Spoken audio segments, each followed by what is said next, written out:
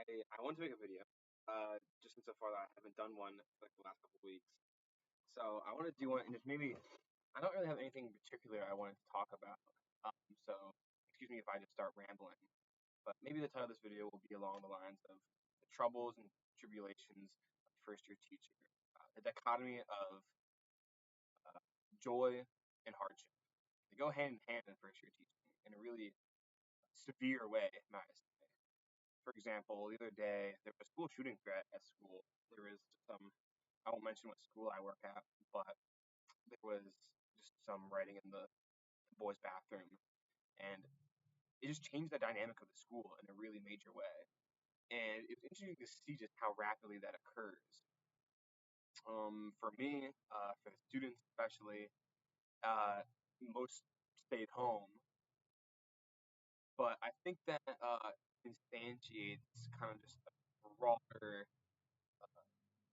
I mean, there's the immediate issue in education of that the fact that that's a reality that students and teachers and administration have to face and deal with in a real way. For example, we had this threat, but it wasn't deemed credible by the police.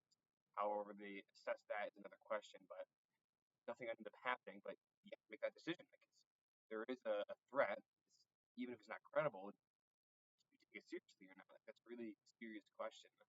And I think I underestimated the gravity of the responsibility in education for principals, for teachers, on the other. Because I've been in school for so long. I think as a student, and when you're, I mean, anything for so long, it can seem trivial. But now that I'm kind of on the other end of it, the every decision is really significant if you do take it seriously. So, in case of a school shooting, you have hundreds of lives to decide what to do. As a teacher, you're responsible for those lives. In that moment, of course, but even as a profession, you're in charge of making a classroom culture that uh, a happy place for kids to come to.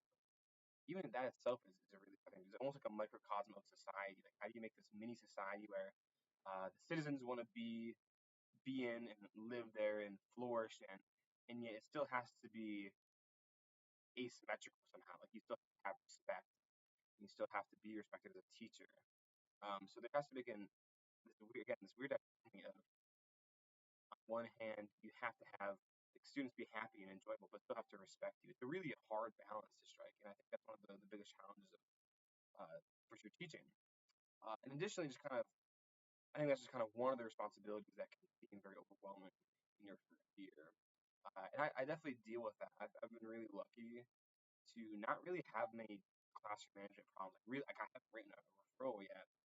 There were maybe one or two instances in which I could have, but overall, at the broad level, I've been really lucky to um, maybe just drive that line naturally. For whatever reason, that seems to be the case, which makes me anxious in a weird way because I'm like, all right, when is it just gonna fall through? Like it seems like it's kind of up to the students, and not in my hands. Which is I think is the troubling part for me. Um, I think that kind of just kind of on that note of like being into this really radically new role with so much responsibility, it's just so challenging in so many ways. In so many, again, like on one hand, I want to feel really grateful for the challenges, but it's really hard to say that when like it is just so hard. Like I can't put it any other way. I think this will probably be the hardest thing to do in my life is first teaching. It's fun. Like every person I talk to is like, yeah, man, I cried my first year. It's like, dude, what? Like, okay, like that's reassuring. Uh, well, okay. For example, I was at open house and some old head man. He was just at my school. Like it's very common for alumni of the school to teach for years, and he's came up to me and was like, "Let me guess, you're a first year teacher." I was like, "Yeah, like I'm I'm Mr. Spicer. Nice to meet you. I'm Luke." And he's like, "Just get past your first year. Don't worry about anything else. Just get past your first year." Okay, like he's like first year. is a nightmare. You're never gonna forget it, and you're gonna wonder why you were such an idiot the entire time. Second year is night and day. You have everything made, you just tweak it. And then the third year, that's when you stay. That's when you love it. And that's when you never leave. I'm like, oh, okay. I was like, oh, good deal. Like, I was planning on just doing 2 years of this thing. Um, I don't know. Like, that's the kind of the thing. Like I could say I could go on and on and on and on and on about like how hard first year teaching has been for me. The fact that I've made it through these 7 weeks is astonishing. Like I didn't even know if I was capable of doing that. Like every week, there's been some point every day where I'm like, I can't do this. Like I can't do this. I'm gonna have to like, figure out a way to quit gracefully. And one way or another, like this, a student made it worth it that day. Um, and it's like you just don't really. It's just out of your hands. It just happens. Um, like they just really kind of fill you up with joy in a really surprising way. Like I think I struggle with my second period a little bit. Just in so far that again as a first year teacher, it's like I get frustrated if I don't feel like we're being productive and being efficient. Again, that's like as a first year teacher, like I kind of need to give myself a little bit of grace with that. I understand that, but that's just my my brain. That this is how it works. Like I put a little too much pressure on myself, which is something I definitely need to work on more. Just kind of having a more healthy mindset. Like, all right, I'm just gonna try this out today. I don't know how it's gonna go. It might burn and fail. I'm just gonna try it out today. Try it out, see how it goes. If it's good, let's do it again. Maybe we could do it again next week. Or the week after that. Whenever it seems fit. Mm. But I do just get like I really beat myself up sometimes. Really look what I'm playing. Again, just I need to learn on. Um, but like I'll struggle with my second period. I forgot where I was going with that point. And then my last class, AP, it's just rocks. I, even on like the worst day, I'm like, yeah, we didn't like today, like we did this stats lab, and I was super excited for it. I was like, because we were working with standard deviation, and we hadn't had it really click yet, and I was hoping this was gonna be the moment when it clicked. I was planning everyone bring in their lab material, or sorry, their cell phone data, and we take the mean and then the standard deviation, and then the standard error. All right, what does our phone usage look like as a class? I broke them down into group look like? What does the class look like? And it'd be to a really illustrative way to conceptualize and understand standard deviation a little bit. And it just didn't work. But I know what to do next year to make it work.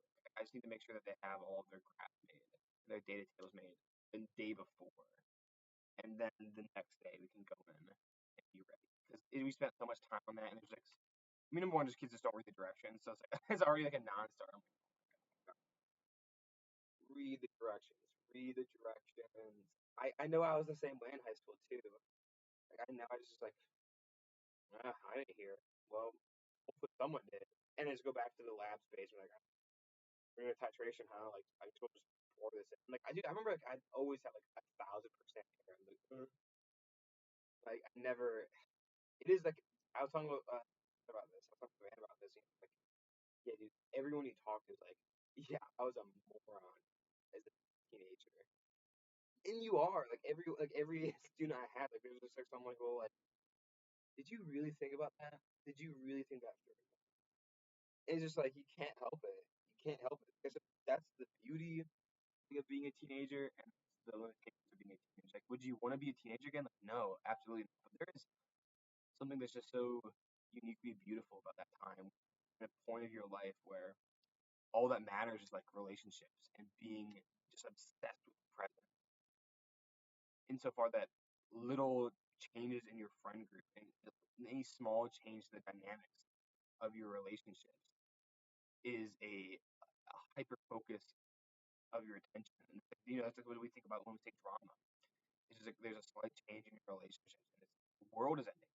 But it makes sense because that is the teenager's world. Like, that's what you perceive. It's what you engage with. It's what you think about on the daily. Like classes are just like the way to you're going from one social situation to another. Like that's what classes are to a teenage mind. And it's true. Like you're just like with your peers all day. That's all you're doing every day. Then of course you're gonna be unfixated on it. It makes sense. Um, but like who would want to go back to doing that? Like no one, no well-adjusted adult would want to go back to that. And you shouldn't. You shouldn't because I think if you time work, so much more gratitude to be felt. Uh, and maybe I am saying that as like a young adult, 22, pushing 20, 30, even if I look like 25. Um, yeah, and so it's an interesting age group to work with. I think I ideally want to work with college students more.